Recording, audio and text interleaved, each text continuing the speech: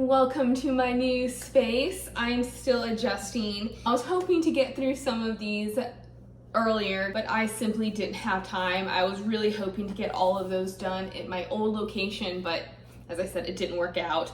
So you will see some of these reviews are taking place at the old location, some of them are here at the new one, and we're just all gonna get through it together because it's really important that I get through them, period.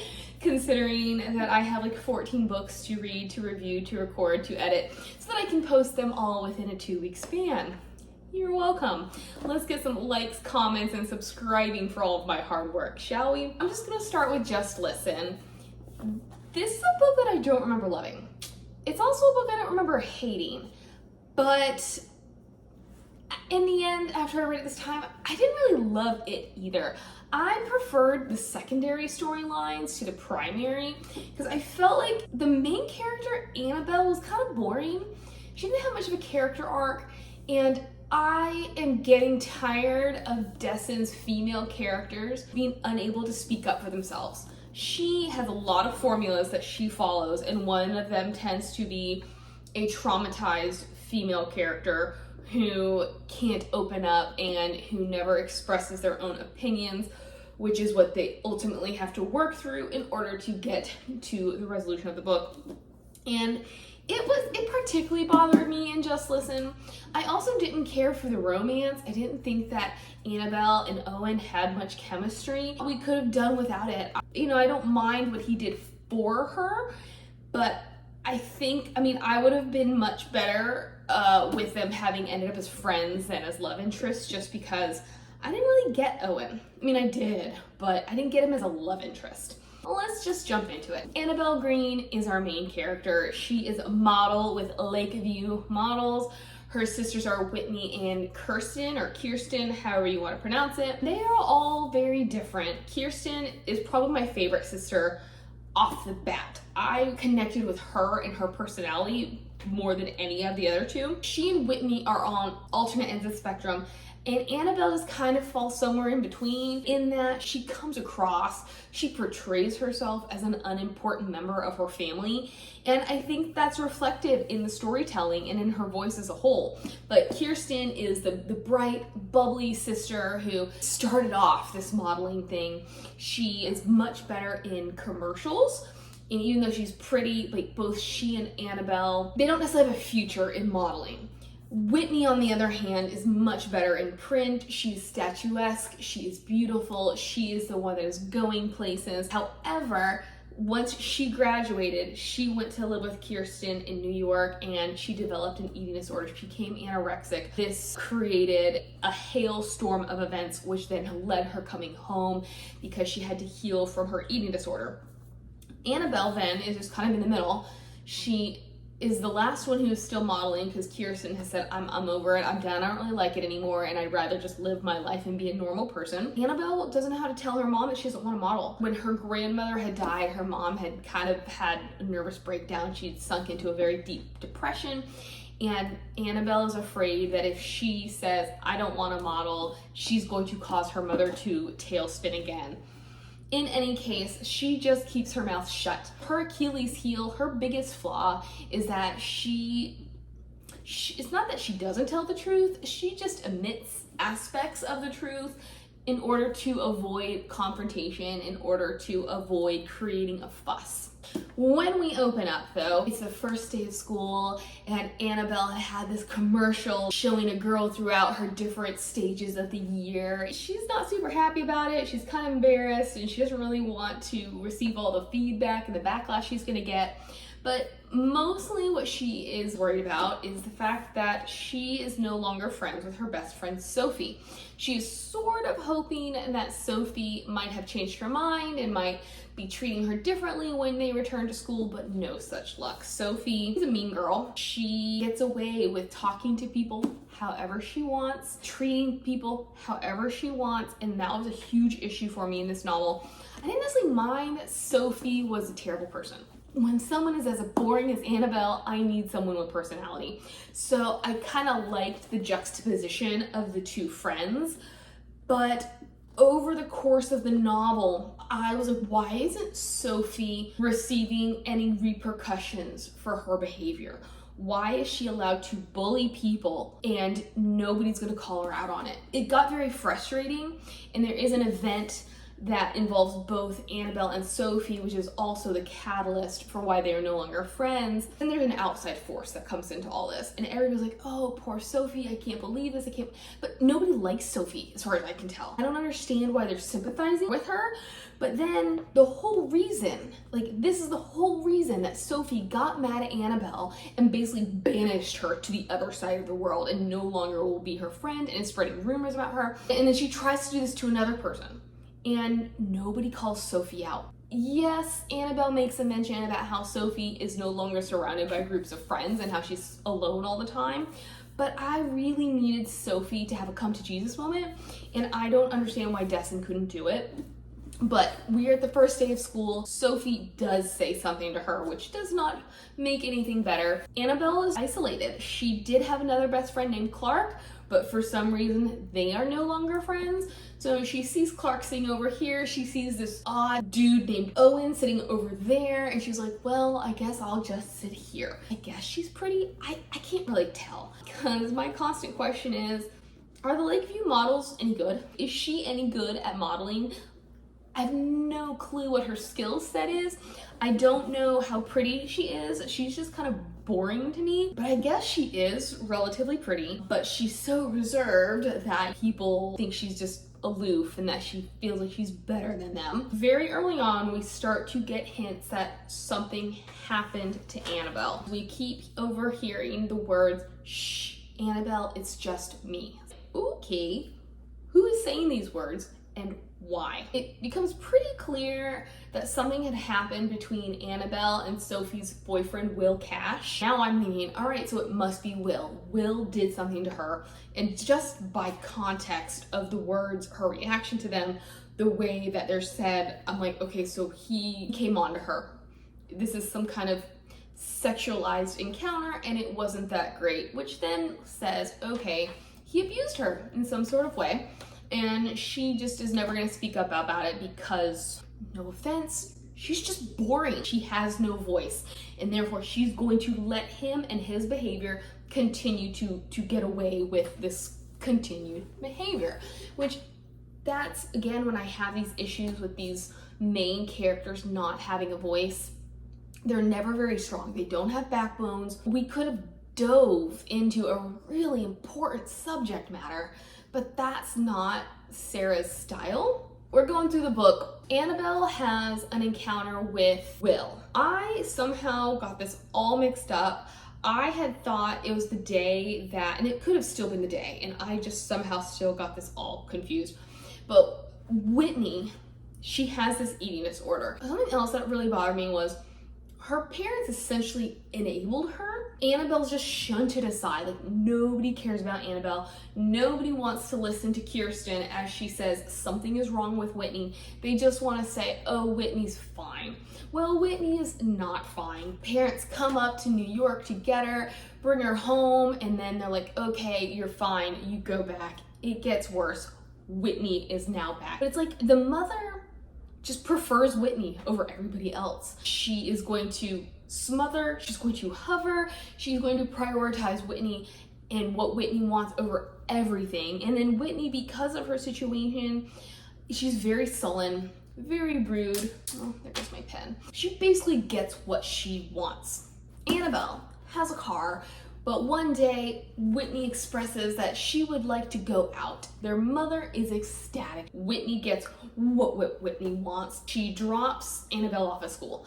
My impression was that it was after school, when Whitney was supposed to come and get Annabel, that she witnessed all of this, but apparently not. In the end, Whitney actually called her mom and was like, hey, can you tell Annabel that I can't come get her because I have all these other things to do? Why is this mother saying, okay, well, Annabel, you have to figure out your own thing because I'm gonna let Whitney have what Whitney wants? I really dislike, and that's why I had to take a break from all these Sarah Dessen books, was because it was the same thing over and over and over, and it was making me very angry. The main character is not a priority for the family. I think I've read 1, maybe 2 books where the main character had a really strong relationship with a parent. Whatever's happening on this day, Annabel has a run-in with Will Cash at school. I guess when I Googled it, somebody said it was during lunch. She's traumatized by this and she tries to get away from him, at which point she runs into Sophie.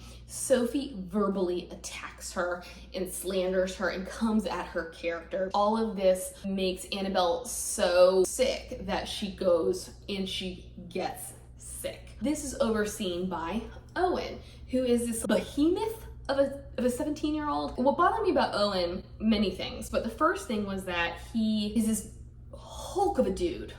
He has anger issues. He has a really bad reputation because somebody had said something to him in the parking lot and he punched the dude out, gets suspended. So now all these wild rumors fly about him. But even though he's this massive dude with this really bad reputation, his voice does not reflect his stature. And so then the narrator took it upon herself to make him sound like a 14-year-old boy. Physically, listening to the audiobook, I was bothered, but it just bothered me, like, why does he have to be a wimp inside Hulk's body? And he's also super kind-hearted, and he listens to ridiculous music. There's your one eccentric character. Every Dessen novel has eccentric characters, and Owen to be one of them. But Owen is kind to Annabel, and he helps her out. He offers to drive her home, which she accepts. And the next day, she runs across him, and she drives him home. But the first time when he drives her home, he's like, there's one thing I've got to do, and that is pick up my little sister, Mallory. Mallory's in middle school. She has no idea what to expect from Mallory. She's thinking Mallory's gonna be a lot like Owen, kind of sulky and sullen. Oh no, Mallory's the exact opposite. She loves pink. She's very hyperactive. She freaks out when she sees Annabel because she's a huge fan of Annabelle's. Now we're bringing this element in because Annabel hates modeling. She wants to quit modeling, but now we have Mallory, who just thinks it's the greatest thing since sliced bread. Owen and Annabel form this friendship. And as I said, Owen has really weird taste in music. It really bothered me because he has a radio show. So when he punched the kid and got suspended, he also had to go to anger management. Then he has a radio show on Sunday mornings that he has labeled anger management. And I guess this is Dessen's attempt to create quirk and just be different. So Owen listens to nothing but alternative music, yodeling, foghorn blowers, sea shanties, like all kinds of really weird stuff. And he's supposed to be kind of a music savant. Annabelle's like, this stuff is crap. Why are we listening to techno music? I hate techno music. And he's like, oh, but you gotta give it a chance. I understand that the excuse is that people don't appreciate what real music is, like this pop stuff that Mallory loves, like that's not real music. So I get it. Not everybody likes the same thing, that we have to give new things a chance, but his radio show sounds absolutely horrible to me. Annabel doesn't care for any of it, yet she still gets in the habit of waking up at 7 a.m. every Sunday to listen to horrible music because he's gonna ask her about it, and this is the way that she can prove that she actually listened. It made me cringe, and I didn't have to sit through the entire hour-long program. She is not somebody, like I said, who tells the whole truth, and he is all about the truth. And so this then forces her to be honest, to not necessarily worry about hurting his feelings or about saying what she means and how that will affect someone else. This is her growth arc. We are continuing to get glimpses into whatever traumatizing event happened the previous summer. I was actually far more interested in learning about Whitney's background and then seeing how Annabel and Clark and Sophie were all friends and how that impacted things. With Whitney's eating disorder, it just had so much potential that Dessen didn't give it because, in my opinion, not that she was focusing on the fluff of the novel, because this was kind of a darker novel because of this, to spoil it all right here, because of Will's attempted rape of Annabel. There's nothing fluffy about this novel. We have the rape, eating disorder, toxic friendships, but it's like Dessen just didn't really know how to focus on the things that mattered because she was so hell-bent on focusing on Annabel, who had no personality. I thought we could have really gotten into the trauma of what happened with Will. And it's like she was almost too afraid to touch it. With Whitney, it was annoying at first how sullen she was, how she wouldn't speak to anybody, and how she wouldn't give anybody the time of day just because she was unhappy with her situation. She was unhappy that nobody would leave her alone and let her have her way and live her life the way she wanted to live it so she could be a successful model. Because this is back in the 90s. I mean, technically this book I think was early 2000s. But back in the 90s, modeling was about being stick thin. It was about being unhealthy. It was about models dying from starvation. And so that was the world that Whitney was in, and that's what she was trying to emulate. Now she's having to come back, and she and Kirsten are not on speaking terms because Kirsten's the one who turned her in. Kirsten's the one who would not let it go. She comes home, and it's like her parents, like Annabel can see the truth, but her parents can't, or at least not according to the writing. It doesn't seem like the parents are at least willing to see the truth, which again, okay, that's true parent behavior. You don't want to admit that your children have a problem. But it's like the first night that Whitney is home, Annabel stumbles across her in the bathroom. She had been doing what she needed to do in order to disgorge herself of anything she had eaten, which then led to a hospital visit. This kind of bothered me, how Annabel was not allowed to sit in on these conversations. The mom and the dad and Kirsten and Whitney, they were the only ones privy to what's going on. Annabel is being affected too. So why can't we at least include her in something? How is she gonna know how to behave, how to react, what to do in certain situations if nobody will tell her the truth about what's happening? Whitney has been in therapy. Now she's going to start seeing a new therapist, and she is very resistant to this because this new therapist is like weird. She is very alternative in her methods. What she has Whitney do is not that alternative actually. She says, I want you to grow some herbs. I want you to keep these things alive. So I enjoyed watching Whitney, who was disassociated from everyone and everything, to start to care about these little plants that she was so resistant to being introduced to in the first place, and how that then led into her exploring what food means, what a healthy relationship with food was, how this then opened her up to better relationships with Annabel, her parents, or with Kirsten even. That then leads to Kirsten, who, as I said, she'd given up the modeling thing, but she had gotten into a film class. The teaching assistant, who's heavily intimated, she might be having a relationship with, encourages her and is like, you have a lot of talent. I want you to create this film.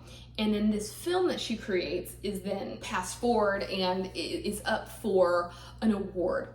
And what this film is about, it is depicting on Annabelle's birthday, when she was a child, Whitney had broken her arm. We see from Kirsten's perspective how she and Whitney had gone riding their bikes. She had turned around and Whitney was hurt. So her perspective is, I left my sister behind. And what she is depicting in the film visually is everything is bright and shiny and happy, and then things start to turn, and all those bright, shiny, happy things take on more of a sinister tone. The end is kind of left up to the viewer as to what their interpretation is. What we get from Whitney is she was tired of being second to Kirsten, and so she, because she didn't want to follow Kirsten on this particular day, decided she'd go back on her own. Her injury was almost at her own hands. It was really interesting how these girls saw this one incident from their own lenses, and how then by seeing it through this lens, they were able to come together and see, hey, I had no idea how you were feeling. Of course, and there's Annabel in the middle who's just like, it was my birthday, and then all of a sudden all the attention was on my sisters. What Whitney saw was that Annabel was the perfect one. Annabel was the one in the middle, keeping them together. So it was interesting to see what these sisters brought into this family dynamic, and I thought they were far more effective and dynamic and interesting than anybody else. But now we'll dive into with the Clark and the Sophie. We have some flashbacks, and I will say the first 5 chapters of this novel were flashbacks. It's like 5 years in the past. Annabel and Clark are at the pool. It's the summer, and she's kind of telling you the layout of the pool, where the cool kids are, where this group is, where that group is, and of course Kirsten is with the cool kids. Clark is one of those who suffer from allergies year round, and so she's always stuffed up and nasally, but you know, she likes her anyways. They're best friends, they've been best friends forever. But on this particular day, this new girl shows up. Annabelle is at the concession stand. She turns around and this girl's just really rude to her. She's like, okay.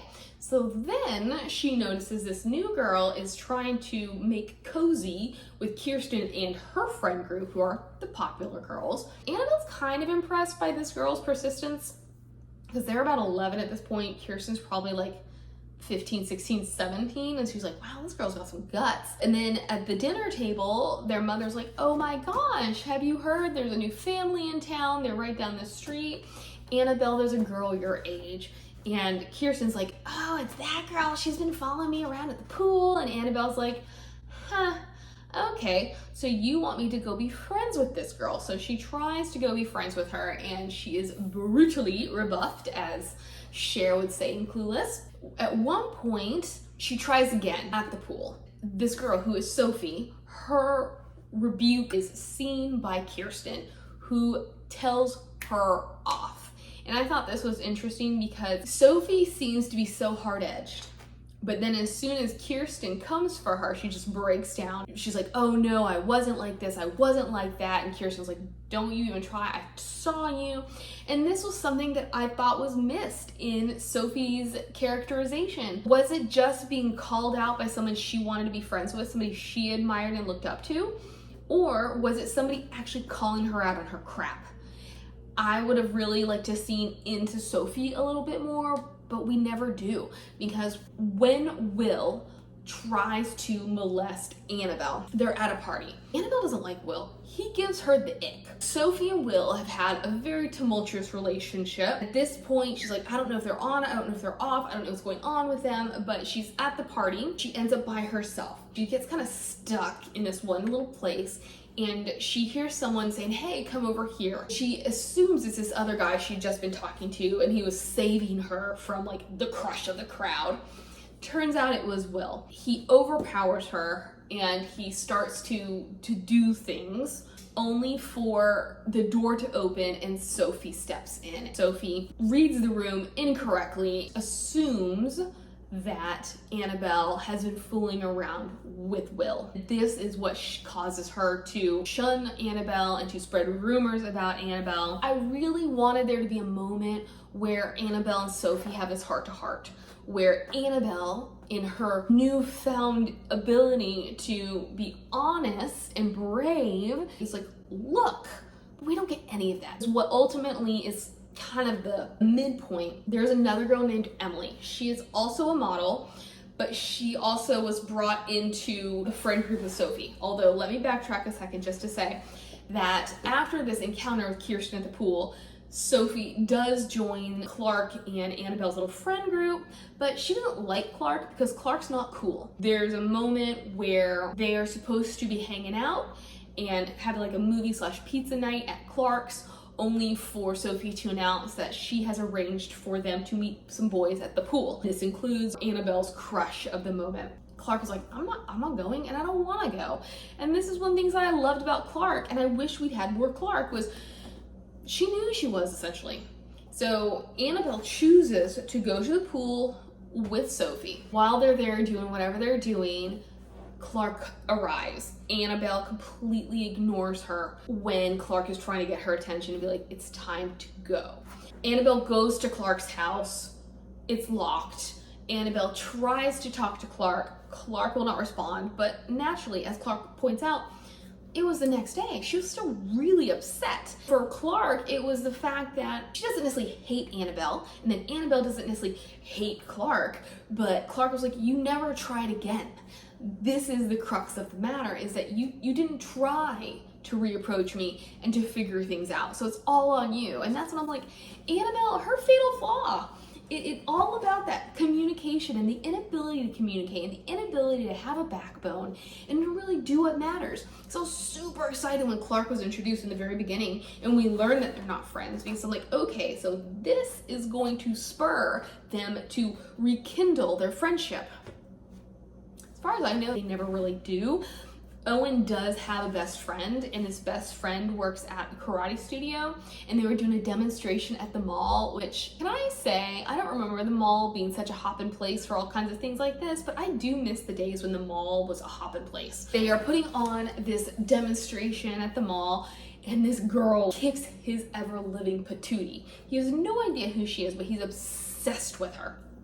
Turns out it's Clark. I'm thinking it's Sophie, and I'm like, okay, how are we gonna get ourselves out of this one? He doesn't know who she is, as I said, and he has encountered her once before, but he was unable to say anything, which then led to him having to pay. And this is where we encounter the couple from The Truth About Forever, because their thing is about going to World of Waffles. So, you know, now we have some little bits and pieces at World of Waffles, and the friend has to pay every single time until he gets up the courage to approach this girl. Owen invites her to come to a music show of sorts at the local venue, Bendo. They encounter Clark. The friend is like, oh my gosh, you know her? You have to introduce me. She does, and I'm like, okay, so here's where they're thrust into the same friend group again, and it just isn't really work. They do eventually have that moment where Clark confronts her and like, this is how you treated me. The implication is that yes, they do become friends, but I would have liked to have seen it in this novel.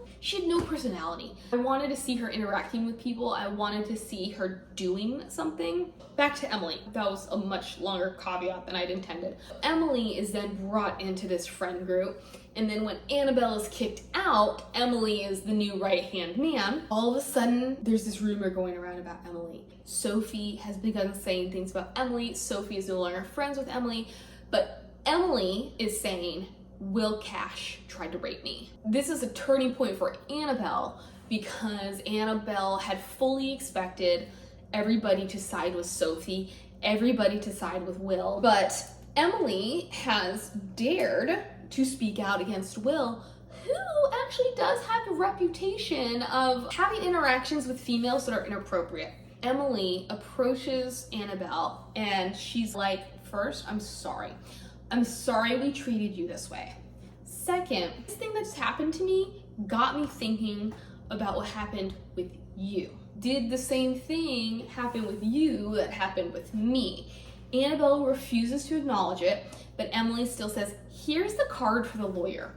If you want to testify at his hearing, we would love it. This is then when Annabel, she's kind of having a meta crisis. She's battling with herself. This is when Owen invites her to that showcase. She's just tired of feeling like people are pushing her to do things she doesn't want to do. Owen asks her if she's okay, and she's like, yeah. She goes to get some waters, and then she just keeps walking. She just leaves the venue. She doesn't tell him. When he tries to approach her about it, she refuses to be honest with him, and this is a huge thing for him. He's all about honesty, and that causes a rift, and they don't speak for about 2 months. It was just frustrating. I get it. This is for the novel. This is to create the drama. This is to create the rift, which then keeps the story going.